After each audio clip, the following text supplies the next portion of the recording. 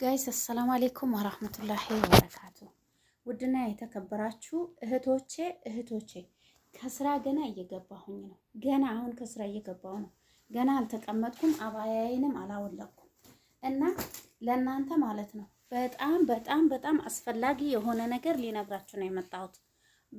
በተለይ ጠለብ ቤት የሚሰሩ እህቶቼ እንደውም እኔ ያየሁት ነገር እንደማላሳልፍ እኔ ያየሁት ነገር ዝም እንደማልል በዚህ እንድታቁልኝ እፈልጋለሁ።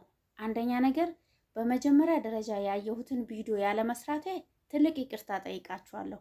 ውድ የመዳም ቅመሞች አባካችሁ ስወዳችሁ ሳፈቅራችሁ እኔ ብላችሁ ሳይሆን እኔ ፎሎ አታድርጉኝ።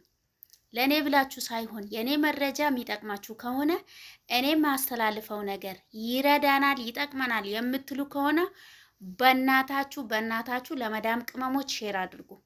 ዛሬ የደረሰን መጥፎ ነገር ሊነግራችሁ ነው የመጣሁት። አባካችሁ እህቶቼ ውዶቼ ይሄንን ቪዲዮ ሼር የምታደርጉት ለሌላ ሰው አይደለም። ይሄንን ቪዲዮ ስልካችሁ ውስጥ አታስቀምጡት አባካችሁ።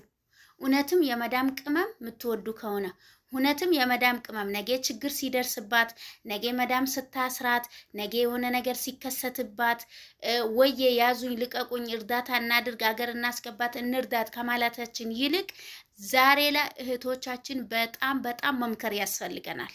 ልጆቻችን ከኛ ብዙ ትምህርት ይፈልጋሉ። አይተን ማሳለፍ ማለት መፍትሄ አይሆንም። አይተን ማሳለፉ ሳይሆን ያየነው ነገር በስነ ስርዓቱ እህቶቻችን በምንችለው አቅም ቪዲዮ እየሰራን እህቶቻችን መምከር አለብን። ልጆቻችን መምከር አለብን። ይሄ ነገር ምንድነው በሉኝ አባካችሁ። ቪዲዮን እስከ መጨረሻው ድረስ አዳምጡኝ። ከስራ ገና አሁን መግባቴ ነው።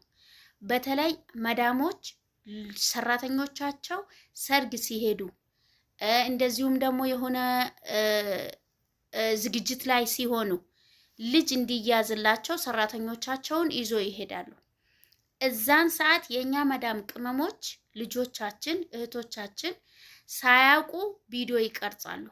ያንን በሚቀርጹ ቪዲዮ ላይ በጣም ትልቅ ሙሲባ በጣም ትልቅ ችግር ይደርስባቸዋል። አሊያም ደግሞ ለመዳሞቹም ጭምር ነው። ሙሽ ለኛ መዳም ቅመሞች ብቻ አይደለም ከመዳሞቻቸው ጭምር ሰርግ የሄዱት አላፍትና ወስዶ የወሰደች ሰራተኛ ቪዲዮ ስትቀርጽ ከመዳሟ ጭምር ነው የምትያዘው። አባካችሁ ይሄንን ቪዲዮ